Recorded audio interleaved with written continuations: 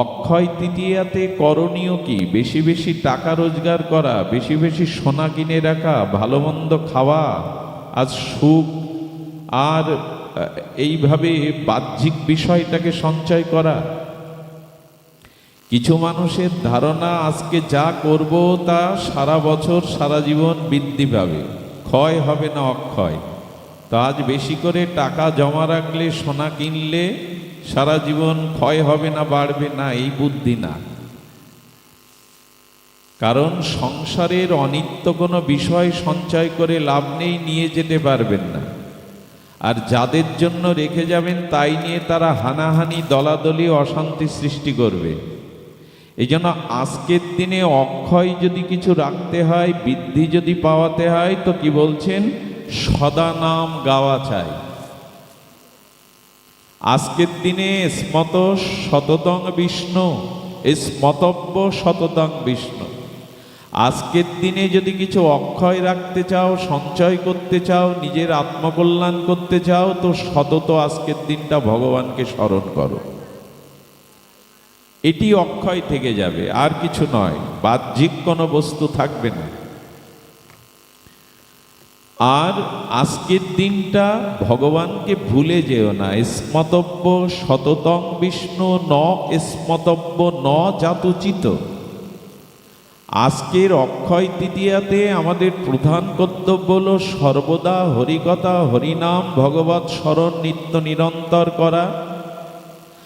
আর ভগবৎ স্মরণবিহীন না থাকা, সৎ চিন্তা, ভগবৎ চিন্তা, সৎসঙ্গ, ভগবানের লীলা চিন্তন ব্যতীত সময়টা ব্যয় না করা। কজন করেছি তা নিজের কাছে প্রশ্ন করতে হবে।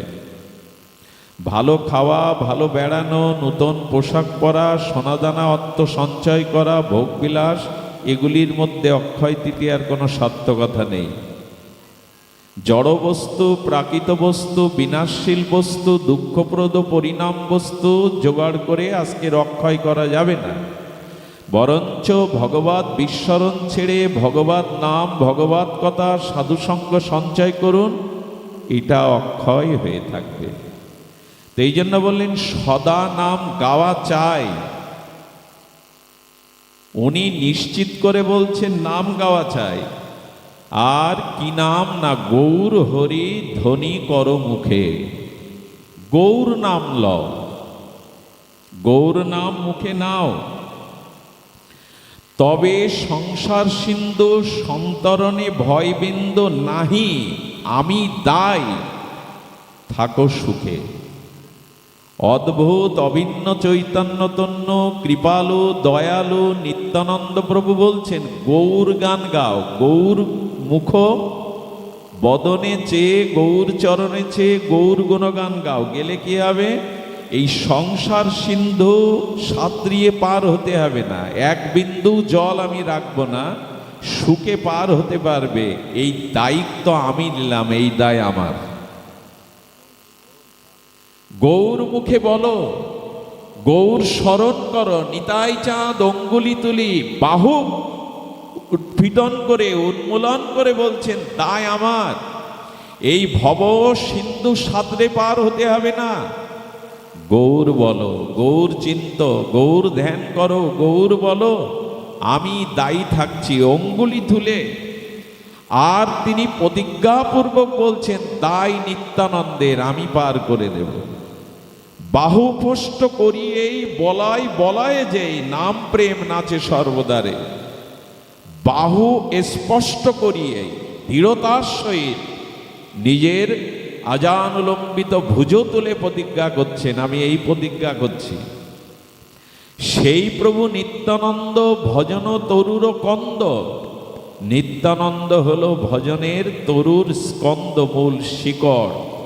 নিরবধি ভজিয়ে আমি তারে।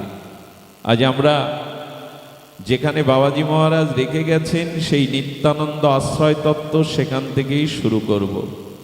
তবে একটি কথা বলি, সেই কথাটি হলো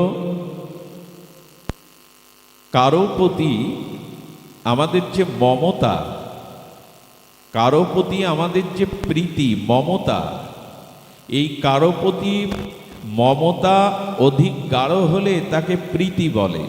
প্রীতি মানে প্রেম বা ভক্তি বলে।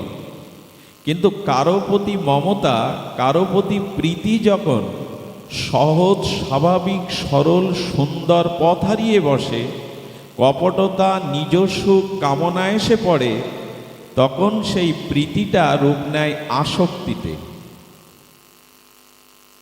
কারো প্রতি মমতা যদি চলে যায়, গাঢ় মমতা যদি কারো প্রতি চলে যায়, সেটা প্রীতির লক্ষণ। কারো প্রতি আপনার মমতা চলে গেছে মানে জানবেন ওখানে প্রীতি বা ভালোবাসাটা চলে গেছে, দোষের নয়। কিন্তু সেই প্রীতি যদি আপনার মধ্যে সরল সুন্দরতা না থেকে অসুন্দর ভোগ, নিজ সুখ, এই স্বার্থ এসে পড়ে, তখন তার নাম প্রীতি না হয়ে হয় আসক্তি। আর এই আসক্তি আমাদের পতন, স্খলন, ধ্বংসের কারণ। প্রীতি বা ভালোবাসা ধ্বংসের কারণ নয়, কিন্তু ভালোবাসাটা যখন আসক্তিতে রূপ নিল, নিজ স্বার্থ, কপটতা বা নিজ সুখের রূপ নিল, তখনই প্রেম না হয়ে, প্রীতি না হয়ে তার নাম হয়, কি বললাম, আসক্তি। এই আসক্তি আমাদের পতনের কারণ, ধ্বংসের কারণ, স্খলনের কারণ, ভগবৎ বিমুখতার কারণ। আজকে যেখানে যার প্রতি প্রীতি আছে, মমতা আছে, এটাকে সত্য, সুন্দর, সরল রাখুন। এখানে স্বার্থ, কপটতা, নিজের সুখ আদায় করার যদি মাথায় এই বিরূপ বিকৃতি বিচার আসে, বিকৃত ভাব আসে, তবে সেই আসক্তিতে আপনার পতন, স্খলন হবে। আচ্ছা, ধ্যান দিন, কারো প্রতি প্রীতিটা সহজ, সুন্দর, শাশ্বত থাকতে হবে, তবে সেই প্রীতি থাকবে, না হলে আসক্তি আমাদেরকে ধ্বংস করাবে।